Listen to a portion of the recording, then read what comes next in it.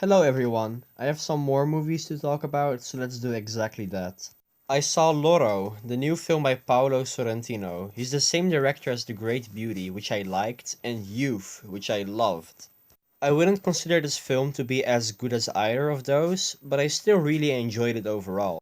This movie was originally two separate movies in Italy, but has been edited into one 2.5 hour long movie. You can kinda tell at times, certain characters feel strangely underused, and I suppose those characters had more screen time in the original cut. It's also made apparent by the huge shift in tone after the first 50 minutes or so. This movie starts out like The Wolf of Wall Street, but on even more acid.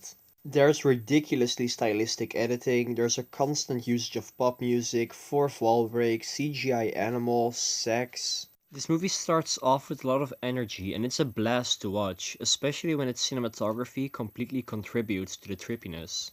As soon as our actual main character, Silvio Berlusconi, is introduced, this film slows down immensely and becomes more of a biopic, though a very unique one.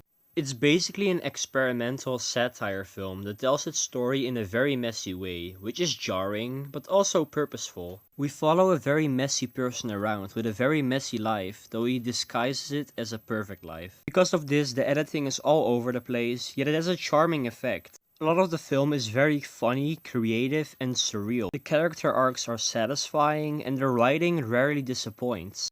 There are moments where I was kind of bored and it doesn't use its 2.5 hour long runtime very economically, but it comes together with a very beautiful symbolic ending. I don't know if I'll ever rewatch it. If I would, I'd probably check out the original two separate movies instead, but I enjoyed it, it was interesting. I found it to be a nice addition to Paolo Sorrentino's filmography. It might not be one of the best of the year, but I'd recommend checking it out. The next movie I saw in theaters last month was Border. This film won the Un Certain Regard prize at Cannes, and it's based on a short story written by the same author as Let the Right One In. There's definitely a lot I liked about it. The performances were great, the makeup was phenomenal, it was unique, it was strange. The cinematography also made great use of shallow depth of field.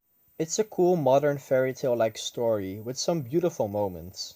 What really brings this film down for me, however, is a certain thriller plot with character motivations that are so overdone at this point that I just rolled my eyes immediately. The movie has so much personality and strangeness to it, yet it delivers a lot of it in an awfully uninspired way. I don't really want to spoil it, but you'll definitely know what I'm talking about when you see it.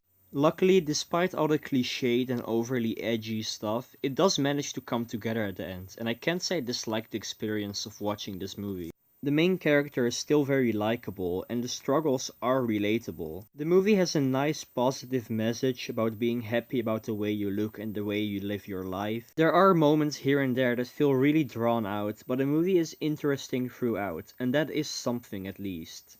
I will add though that despite this movie's overall positive messages, there are some moral things that I'm a bit conflicted about. There are some very fucked up things that happen in this movie and some very bad ways in which characters react. And I'm not sure if the movie actually supports them or not. I can't really say it was something that was challenging, more so something that I was confused about, like, am I supposed to like what this character is doing or not?